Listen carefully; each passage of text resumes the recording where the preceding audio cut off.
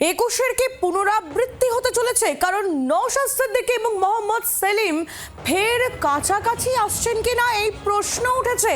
26-এর আগে নওশাদ সিদ্দিকীর সঙ্গে বৈঠক মোহাম্মদ সেলিমের। নওশাদকে ইতিমধ্যে এদিকে ফ্রেন্ড রিকোয়েস্ট পাঠিয়ে বসে রয়েছেন হুমায়ুন কবির। তাহলে কি হুমায়ুনের সঙ্গে নওশাদের জোট অধরা?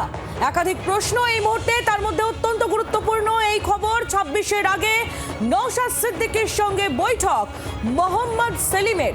21-এর পুনরাবৃত্তি কি হতে চলেছে?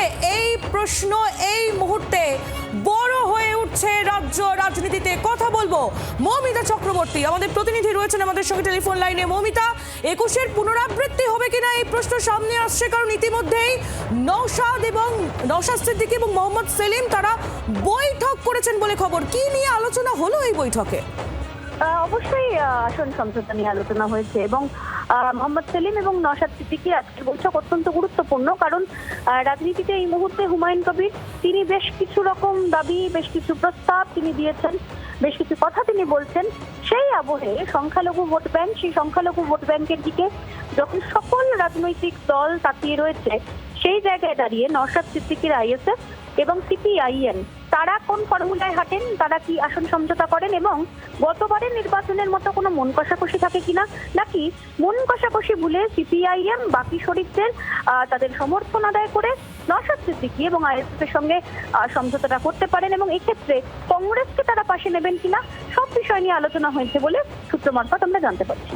একবারই মৌমিতা, ধন্যবাদ তোমায়। মৌমিতা চক্রবর্তী আমাদের প্রতিনিধি ছিলেন আমাদের সঙ্গে টেলিফোন লাইনে। আপনাদের শোনাবো বামেদের নিয়ে নওশাদ সিদ্দিকী তিনি কি বলছেন।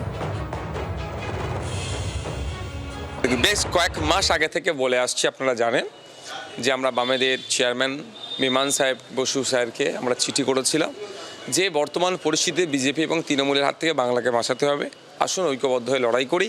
এই মর্মে আমরা চিঠি কংগ্রেসকেও করেছি, কিন্তু সেখান থেকে সেই অর্থে রেসপন্স আসেনি। বামেদের পক্ষ থেকে চিঠি রেসপন্স করেছে। আমরা একাধিকবার আলোচনাও হয়েছে আমাদের এর মধ্যে। আজকে আমাদের আলোচনা ছিল যে কিভাবে আমাদের লড়াইটা হবে, কোন দলের প্রার্থী দিলে লড়াইটা ভালো হবে, সেই বিষয় নিয়ে আজকে আমাদের আলোচনা ছিল। নওশাদ সিদ্দিকী তার বক্তব্য আমরা শুনছিলাম। 2021-এর বিধানসভা নির্বাচনের মতো বাম কংগ্রেস আইএসএফ জোট দেখা যাবে কিনা সে প্রশ্ন এখনো অধরা, কিন্তু এরই মধ্যে হুমায়ুন কবির তিনি ফ্রেন্ড রিকোয়েস্ট পাঠিয়ে রেখে দিয়েছেন নওশাদ সিদ্দিকীকে। এই নিয়ে নওশাদ কি বলছেন শুনুন।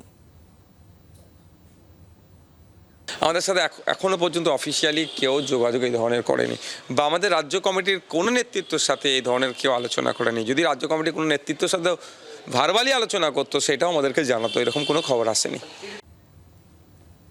নওশাদ সিদ্দিকী তিনি তো বলছেন যে এই ধরনের কোনো খবর আসেনি। হুমায়ুন কবির এর আগে ঠিক কি বার্তা দিয়েছিলেন তার দলের সঙ্গে জোট নিয়ে নওশাদ সিদ্দিকীর উদ্দেশ্যে শুনুন। সব থেকে যদি অগ্রগতির কথা বলেন তাহলে আইএসএফ এর সঙ্গে কথা চলছে এবং সম্ভাবনা প্রবল যে কে আসবে কে আসবে না তাদের বিষয়। আমি আমার সবার জন্য দরজা খোলা আছে। বাংলার আওয়াজ, বাঙালির আবেগ, জি 24 ঘন্টা।